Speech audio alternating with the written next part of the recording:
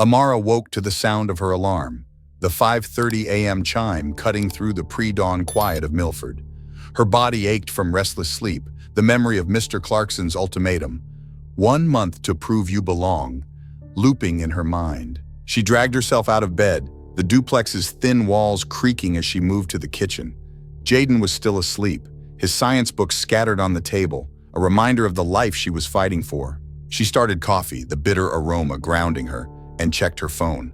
No new ex-posts in the Milford group, but the old ones lingered in her memory, their venom as fresh as the note on her windshield. At Clarkson's Hardware, the morning shift was tense. Amara arrived early, her apron tied tight, determined to outwork Tommy's whispers and the customers' stares. The store was already busy, locals stocking up on winter supplies, space heaters, insulation, shovels. She manned the register, her fingers flying over the keys, her smile a shield. But the weight of yesterday's meeting pressed down, making every interaction feel like a test. Around mid-morning, a new face appeared in the stockroom, Lena, a part-time cashier who'd just started. She was in her late 20s, white with a short bob and a nervous energy that made her seem younger. Lena was from the next town over, commuting to Milford for work, and she hadn't yet been sucked into the store's cliques. "Hey, Amara," she said, stacking paint cans beside her. "You're fast with that scanner. Took me a week to stop fumbling." Amara glanced up, surprised by the friendliness. "Thanks," she said cautiously. "Just takes practice." Lena nodded, her eyes flicking to Tommy, who was sorting tools across the room. "Don't mind him," she whispered, leaning closer. "He's got a chip on his shoulder bigger than this store. My cousin worked here last year. Said Tommy's always been like that." Amara's guard stayed up, but Lena's words were a small relief, a crack in the hostility she'd come to expect. She nodded, keeping her focus on the inventory, but the exchange lingered, a faint hope she wasn't ready to trust. The hope didn't last. At noon, Tommy approached the register, his face a mask of false concern. "Amara, you forgot to log the returns from yesterday," he said, loud enough for nearby customers to hear. "That's the second time this week. Clarkson's not gonna like that." Amara's stomach twisted. She hadn't forgotten. She'd logged every return meticulously, knowing Tommy would pounce on any mistake. "I logged them," she said, her voice steady. "Check the system." Tommy's eyes narrowed, but he didn't push further, turning away with a smirk. Amara caught Lena watching, her expression unreadable, and wondered if she'd say something. She didn't. The moment passed and Amara was alone again, the register's beep her only companion. After her shift, Amara picked Jaden up from school, the elementary building a squat brick structure with faded murals. He climbed into the car, his backpack heavy with books, his usual chatter subdued.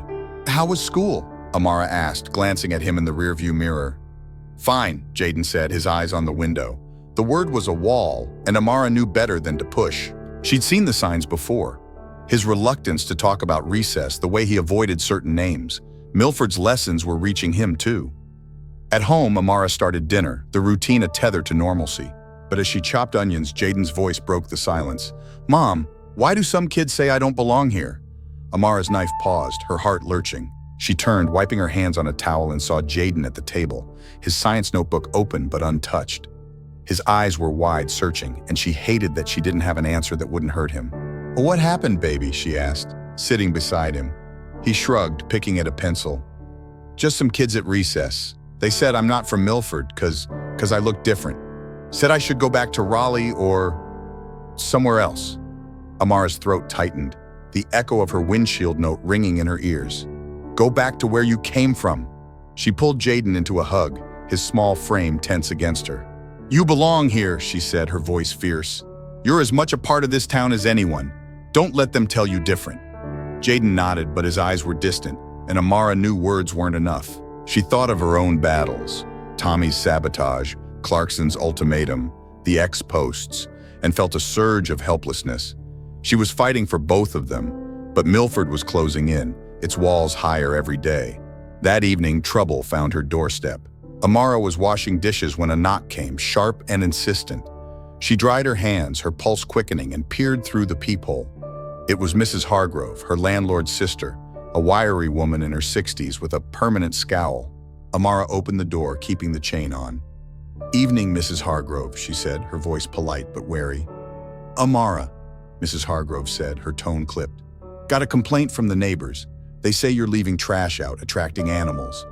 You need to keep this place clean, or my brother's gonna have to rethink your lease. Amara's jaw tightened. She was meticulous about the trash, tying bags tightly and setting them out only on pickup day. I don't leave trash out, she said. Maybe they're mistaking someone else's. Mrs. Hargrove's eyes narrowed, her lips pursing. Don't get defensive. I'm just passing along what I heard. You're new here.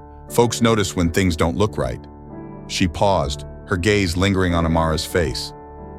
You understand. Amara understood all too well. The complaint wasn't about trash. It was about her. She nodded, swallowing her anger. I'll double-check, Mrs. Hargrove. Good night. She closed the door, her hands shaking. Jaden was in his room, headphones on, oblivious to the exchange. Amara leaned against the counter, her eyes burning. The note, the ex-posts, Tommy's lies, now this. Milford was sending a message and she was running out of ways to fight it. The next day at work, the tension escalated. Amara arrived to find her register drawer short by $20, a discrepancy she hadn't noticed the day before. Tommy was quick to point it out, his voice loud in the break room. Sloppy work, Amara, he said, shaking his head. Clarkson's gonna hear about this. Amara's heart sank. She knew she hadn't miscounted. She checked the drawer religiously. Someone had tampered with it, and Tommy's smirk told her who. Lena was nearby, stacking coffee filters, and Amara caught her eye, a silent plea for backup. Lena hesitated, then looked away, her silence a betrayal. Mr. Clarkson called Amara in before lunch, his face grim. This is serious, Amara, he said. A short drawer's grounds for termination. I gave you a month, but I can't ignore this. It wasn't me, Amara said, her voice steady despite the panic rising in her chest. I counted that drawer twice yesterday. Someone's setting me up. Clarkson sighed, rubbing his neck. That's a big accusation. You got proof? Amara didn't. She had suspicions, Tommy's history, the whispers she'd overheard, but no evidence. Check the cameras, she said, grasping at straws. They'll show I didn't take anything. He shook his head. Cameras don't cover the register that close. Look, I'll let it slide this time, but one more mistake, and you're out. Understand? Amara nodded, her throat tight. She left his office, the store's fluorescent lights blurring through unshed tears. Tommy was at the counter, whistling like nothing had happened, and Amara knew this was only the beginning. Amara's days at Clarkson's Hardware became a tightrope walk, every step measured, every move scrutinized. The $20 shortage hung over her like a storm cloud, Tommy's smirk a constant reminder that he'd won that round. She double-checked everything now, her register totals, the inventory logs, even the trash she took out, knowing one slip could cost her the job. But the effort was exhausting, like swimming against a current that wanted to pull her under. Lena was the only flicker of light in the store's hostility, but her support was fragile. She'd started small, offering Amara a nod during shifts or a quick good job when no one else was around. Once, when Tommy blamed Amara for a mislabeled shelf, Lena spoke up, her voice hesitant but clear. I saw Amara fix that yesterday, Tommy. Maybe it got messed up after. Tommy had glared, muttering under his breath, but backed off. Amara had thanked Lena with a look, not daring to say more. Trust was a risk, and she wasn't sure Lena was ready to take it. The real blow came midweek during a busy afternoon rush. Amara was at the register, scanning a customer's order. Duct tape, a hammer, some screws, when the card reader froze. She tried resetting it, her fingers steady despite the line growing behind her, but the machine wouldn't budge. Hang on, sir, she said, keeping her voice calm. I'll get someone to check this. She signaled Tommy, who was restocking nearby, but he took his time, sauntering over with a grin. What did you break now, Amara? He said, loud enough for the customers to hear. A few chuckled, and Amara's cheeks burned, but she stayed silent, stepping aside as Tommy fiddled with the reader. Instead of fixing it, he turned to the customer, a middle-aged man in a flannel jacket. Sorry about this, Joe. She's still learning the system. Why don't you come to my register? He gestured to the next lane where Dave was working, and the man followed, muttering something about new hires. Amara stood there, the line dispersing to other registers, her hands useless at her sides. She knew the reader wasn't her fault. Machines glitched all the time, but Tommy's words had painted her as incompetent, and the customer's eyes told her they believed it. Lena was at the returns desk, watching, but she didn't speak up this time, her gaze dropping to her clipboard. When the rush died down, Amara confronted Tommy in the break room, her voice low to avoid drawing attention. Why'd you do that, Tommy? You know that reader's been acting up for weeks. He leaned back in his chair, sipping a soda, his eyes glinting with amusement. Don't know what you're talking about. I just helped a customer. You're the one slowing things down. Amara's fists clenched, her nails digging into her palms. You're trying to get me fired, she said, the words spilling out before she could stop them. You've been at it since I started, messing with my drawer, blaming me for your mistakes. Why? Tommy's grin faded, replaced by something colder. You don't get it, do you? This ain't your place. Milford's got its people and you ain't one of them. Keep pushing and you'll see what happens. The threat hung in the air, heavy and unmistakable. Amara held his gaze, her heart pounding, but she didn't back down. I'm not going anywhere, she said, her voice steady. You don't scare me. He laughed, a sharp, ugly sound, and walked out, leaving her alone with the buzzing fluorescent lights. Amara sank into a chair, her breath shaky. She'd meant what she said, but the truth was, she was scared. Not just for her job, but for Jaden, for their life in Milford, for the future she was trying to build. At home, Jaden's silence grew heavier. Amara noticed it in the way he picked at his food, the way his chatter about planets and astronauts had dwindled. She tried to draw him out, asking about his science quiz or his friends, but his answers were short, his eyes avoiding hers. Finally, after dinner, she sat him down on the couch, her hands gentle on his shoulders. Jaden, talk to me, she said. What's going on at school? He fidgeted, his fingers twisting the hem of his shirt. It's nothing, Mom. Just stupid stuff.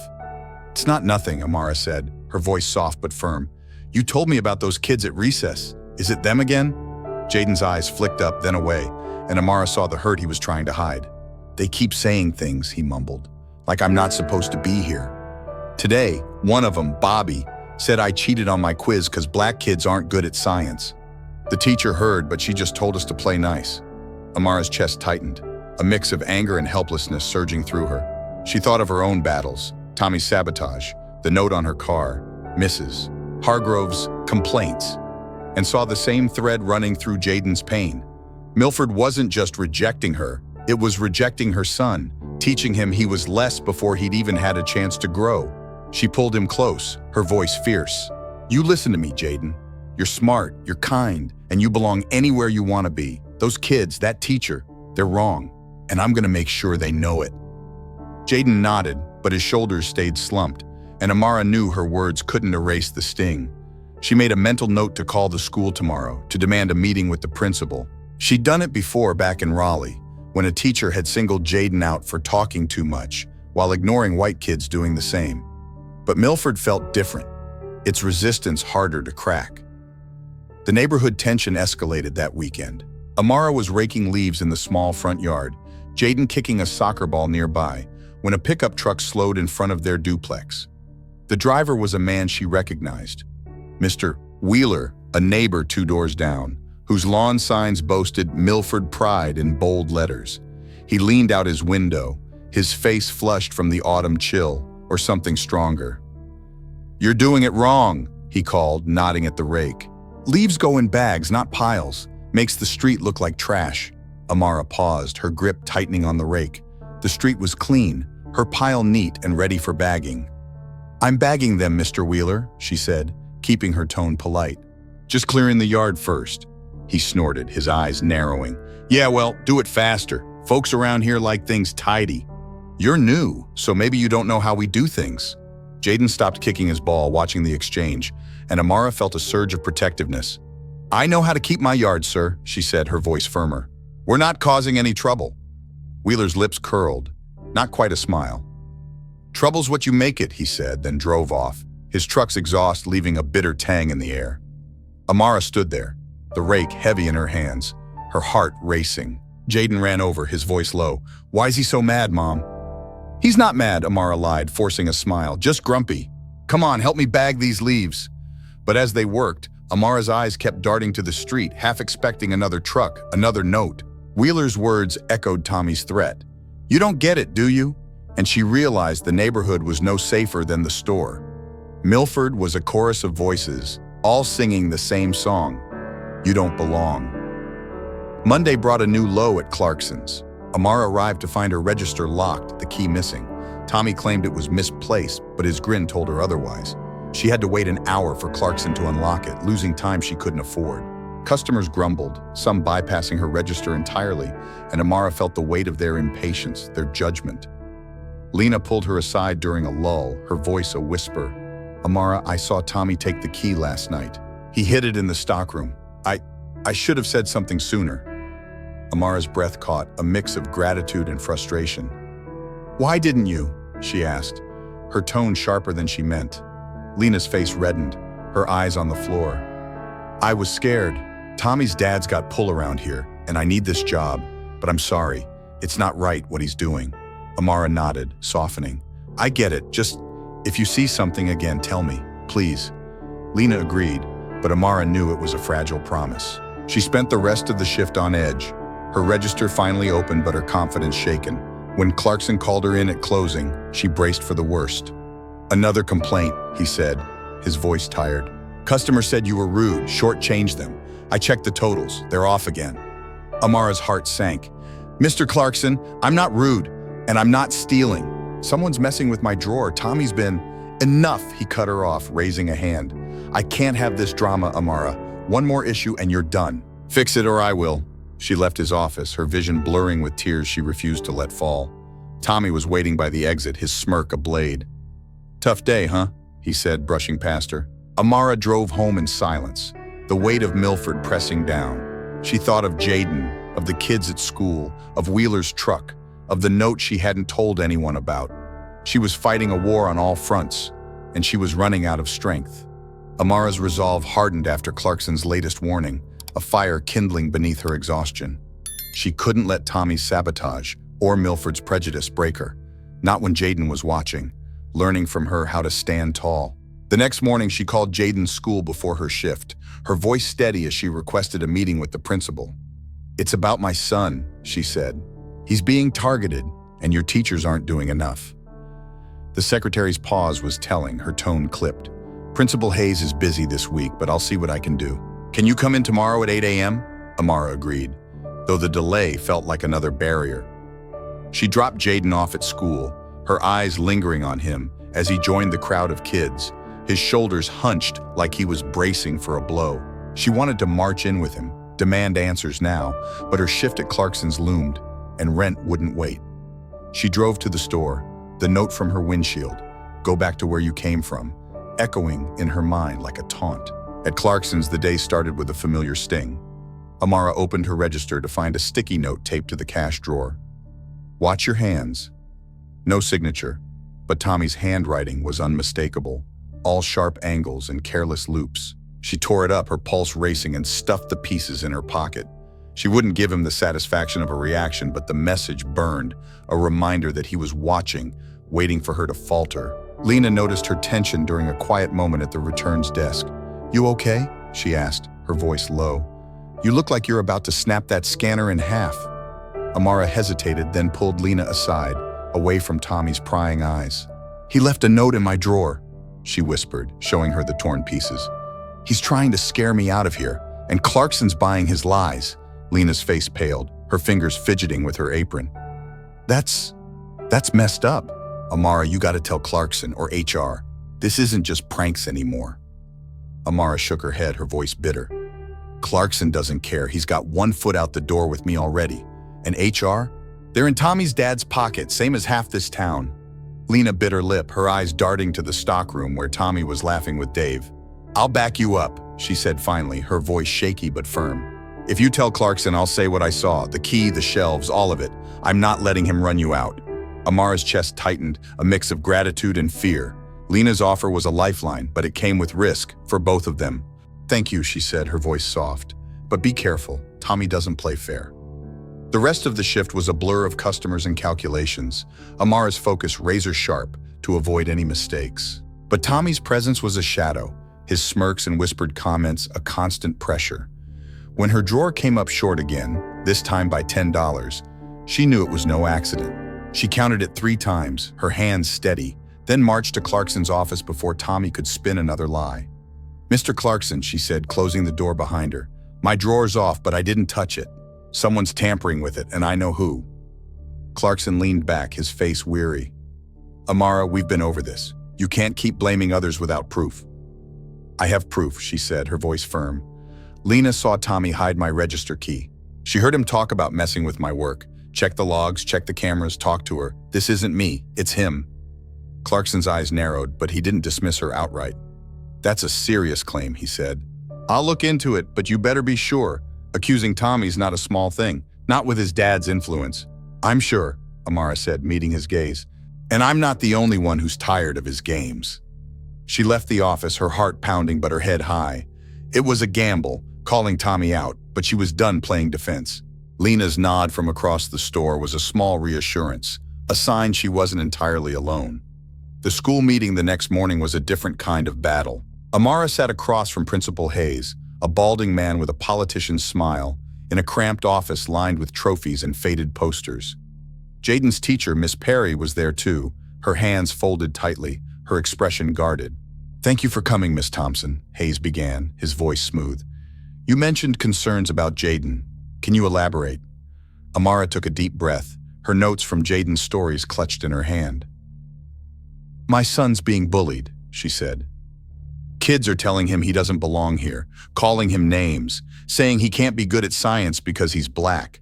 Miss Perry's seen it, she heard it at recess, but she's not stepping in. I want to know what you're doing to protect him.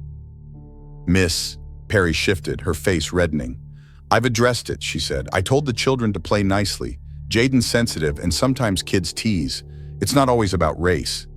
Amara's jaw tightened, her voice sharp. It's always about race when they're telling him to go back or saying black kids can't do science. That's not teasing, that's hate, and you're letting it happen. Hayes raised a hand, his smile faltering. Let's stay calm. We take these matters seriously, but we need evidence. Has Jaden reported specific incidents, names? Amara listed them. Bobby, the ringleader, the recess taunts, the quiz comment. Her voice steady despite the anger burning in her chest. Jaden's told me everything, she said. He's scared to go to school because of this. What are you going to do? Hayes scribbled a note, his face unreadable. We'll investigate, he said. I'll speak to Bobby's parents and review our anti-bullying policy. But you understand, Miss Thompson, these things take time. Kids will be kids. Amara's hands clenched, her nails digging into her palms. Kids will be kids when you let them, she said. My son deserves to feel safe. If you don't act, I'll take this to the district. The threat hung in the air, and Hayes' smile vanished. Miss Perry looked away, her silence deafening. Amara stood, her voice cold. I expect to hear from you soon. She left the office, her heart racing, and found Jaden waiting in the hall, his backpack slung over one shoulder. Did they listen? He asked, his eyes hopeful. They heard me, Amara said, ruffling his hair. We're not done yet. But as they walked to the car, she felt the weight of Hayes' dismissal, the same inertia she faced at Clarkson's. Milford wasn't just fighting her, it was fighting her son, and the realization cut deeper than any note. That evening, the neighborhood struck again. Amara was helping Jaden with his homework when she heard a thud against the duplex's front door. She froze, her pulse spiking, and motioned for Jaden to stay put. Peering through the window, she saw nothing but darkness, the streetlights casting long shadows. She opened the door cautiously, the chain still on, and found a rock on the doorstep, wrapped in paper. Her hands shook as she retrieved it, locking the door behind her before unfolding the note. Leave, it read, the words scrawled in red marker stark against the white paper. No signature, no explanation, just the command echoing the windshield note, the X posts, Wheeler's sneer. Jaden's voice broke the silence. Mom, what's that? Amara stuffed the note in her pocket, forcing a smile. Just trash, baby. Someone's playing a dumb prank. But her voice trembled, and Jaden's wide eyes told her he didn't believe her. She sent him to his room, her mind racing. This wasn't Tommy's handwriting. It was sloppier, angrier. Wheeler, his son, someone else in the neighborhood, emboldened by the town's whispers? She checked the locks, her routine now a ritual of fear, and sat at the kitchen table, the note burning a hole in her pocket. She thought of calling the police, but Milford's cops were tight with Tommy's dad, with Wheeler, with the Milford Pride crowd. They'd call it a prank, same as she'd told Jaden, and move on. She thought of her sister in Raleigh, but moving back meant giving up, admitting Milford had won. Amara's hands clenched, her nails biting into her skin. She wasn't running, not from Tommy, not from Hayes, not from whoever threw that rock. But the cost was mounting, and she wasn't sure how much more she could bear. Amara's accusation against Tommy lit a fuse at Clarkson's hardware. the tension crackling through every shift. Mr. Clarkson called a meeting the next day, pulling Amara, Tommy, Lena, and Dave into his office, the air thick with unease. His desk was cluttered as always, but his face was sterner, his usual fatigue replaced by irritation.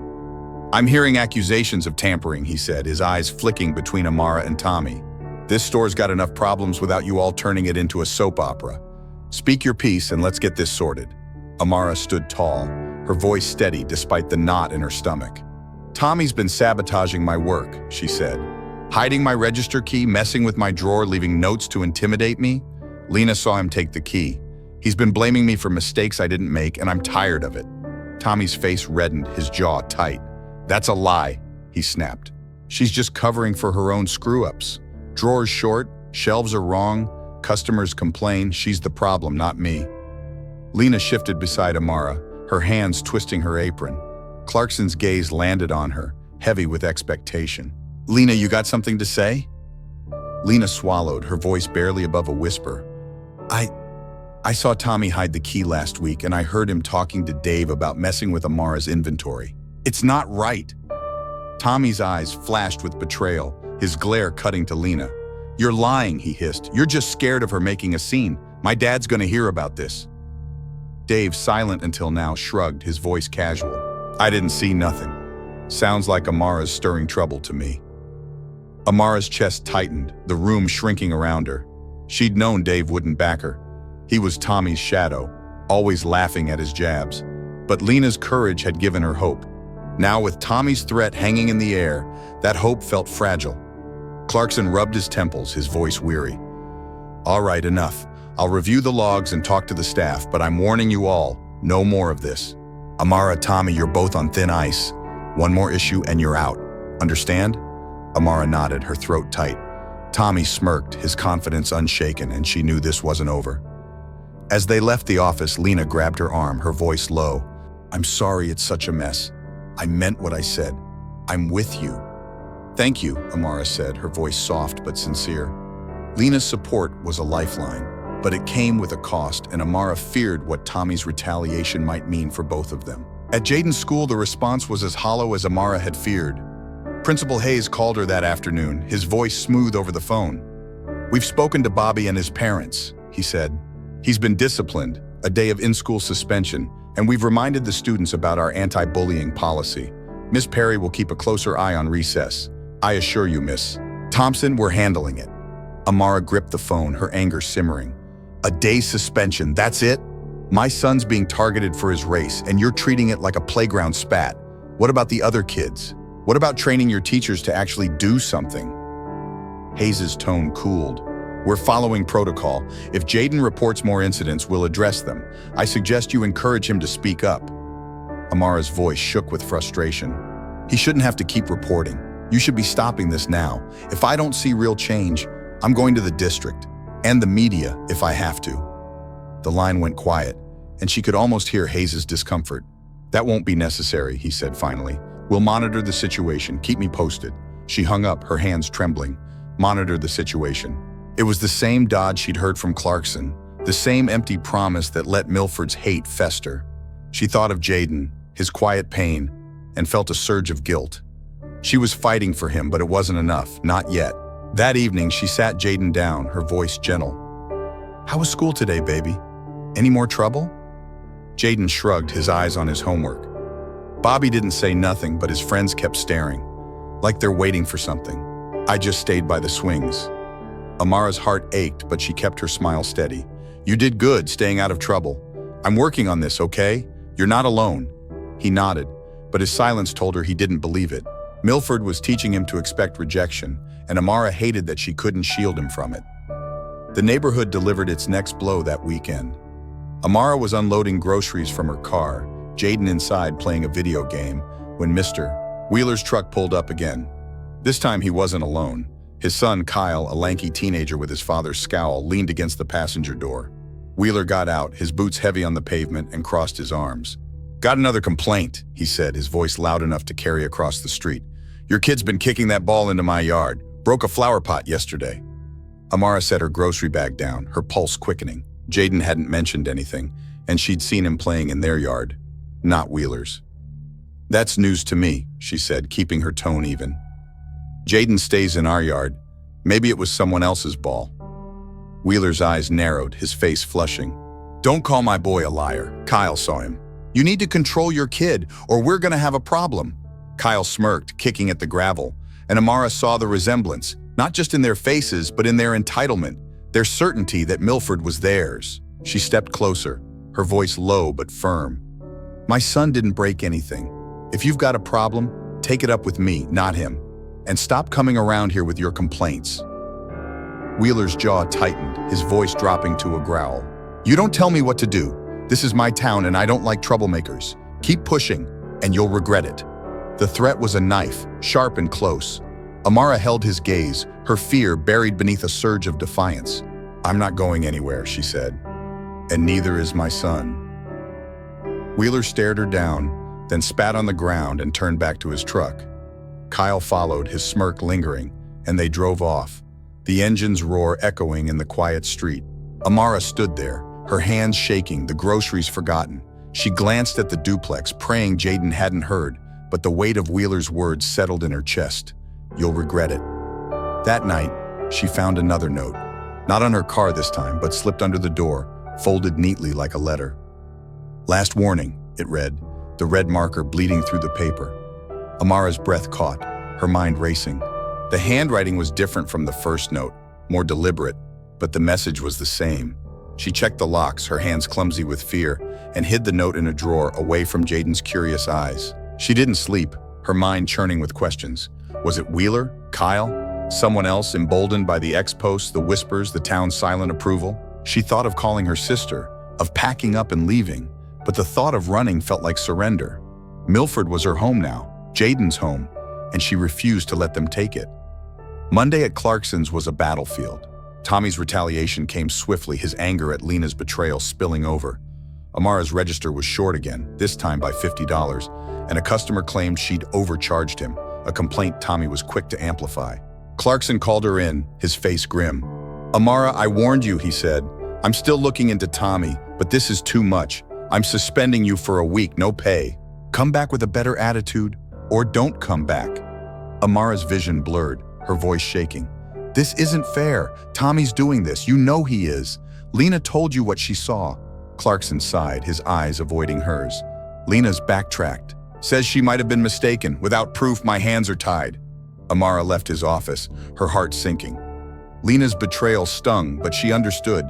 Fear was a powerful weapon and Tommy wielded it well. She found Lena in the break room, her face pale, her eyes red. I'm sorry, Lena whispered. Tommy's dad called my boss, said I'd lose my job if I kept talking. I can't. Amara nodded, her voice cold. I get it, but I'm not stopping. She grabbed her purse and left, the store's fluorescent lights fading behind her. At home, she sat at the kitchen table, the notes, both of them, spread before her. Jaden was at school, safe for now, but Milford was closing in, its hate a tightening noose. She thought of her son's dreams, her own fight, the life she'd promised them.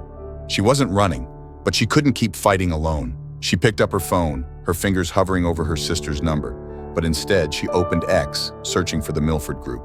The posts were still there, uglier now, with new comments about troublemakers and keeping the town clean.